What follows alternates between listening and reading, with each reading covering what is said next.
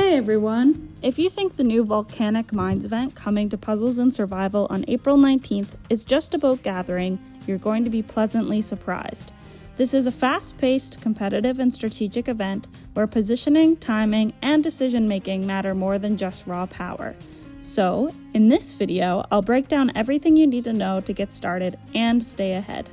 Volcanic Mines is a 30-minute timed event where players enter a battlefield and compete for resources and ranking.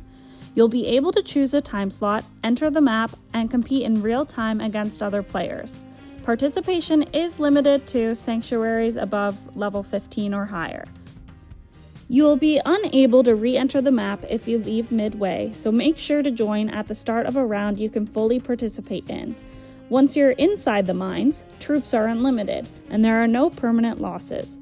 That means this event is all about efficiency, not survival. You'll have a 2-minute prep phase before the round begins, and then 28 minutes of active play to gather Troyalite. At its core, Volcanic Mines is about capturing and controlling veins to generate resources. Here's how it works. You occupy veins to passively generate resources. You're unable to attack sanctuaries, however you can attack other players' veins, including your alliance members. And you gain XP by defeating patrol robots, which unlocks skills. We'll dive into veins and skills more later in the video, as well as how the battles work and what happens if you lose one.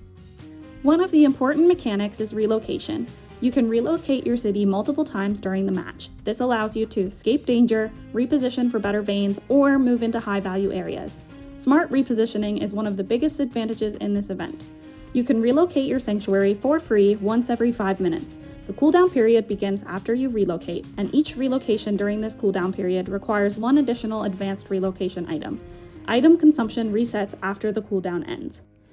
The map is structured in layers. The outer areas contain lower level veins, while the inner areas contain higher value veins. At the center of the map is the central smelting plant. As the match progresses, players move inward, and the fights become more intense. The first thing we'll look at on the map are veins. Veins are your primary source of resources. There are different levels, where level 1 and 2 are easier to capture and lower value, and level 3 are harder to hold but much higher reward. A few key points to consider are that there are guards of varying strength you must defeat to be able to gather from a vein, and you must also actively defend your veins from other players. Upon defeat, vein guards form ore piles, which can be gathered by special troops. If a player attacks your vein and you are defeated after you have already gathered a certain amount of Troyalite, some of it will scatter around the vein in ore piles that will be collectible. It's also important to know that if your troops lose a battle, a 5-minute mine restriction takes effect. This means that the commander's stats will be cut in half. The next thing we'll look at are outburst veins. Outburst veins are temporary high-value opportunities as they have extremely fast gathering speed. They appear during the match and attract a lot of attention. These are short-lived and extremely rewarding if you can secure them. At the center of the map is the central smelting plant. The central smelting plant becomes contestable on the battlefield at 23 minutes into the round.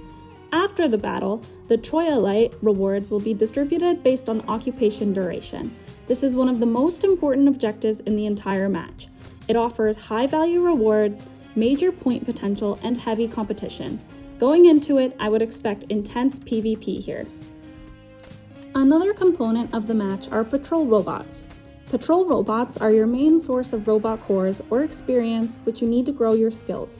Defeating them allows you to unlock skills to upgrade your performance and improve your mine skills. The mine skills are what define your playstyle in this event. You unlock them using the experience you earn from defeating the patrol robots. In the early game, you'll want to focus on your resource gain or your gathering efficiency. In the mid game, you'll want to focus on troop size or march speed. And in the late game, you'll want to focus on damage boosts and burst gathering skills. All of the skills reset every event, so adapting each match is important. Now we'll take a look at what you can earn by participating in this event. The rewards are based on your total resource collection and your final ranking. You'll earn both milestone rewards for gathering and additional rewards based on your placement.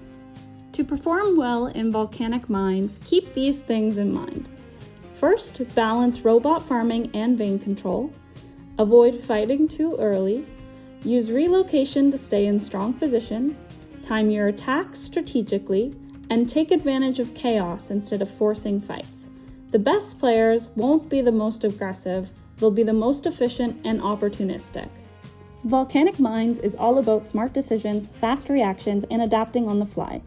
Once you understand the flow of the game, you'll start to see huge improvements in your results. Hopefully you're excited to play this new event. I know I am.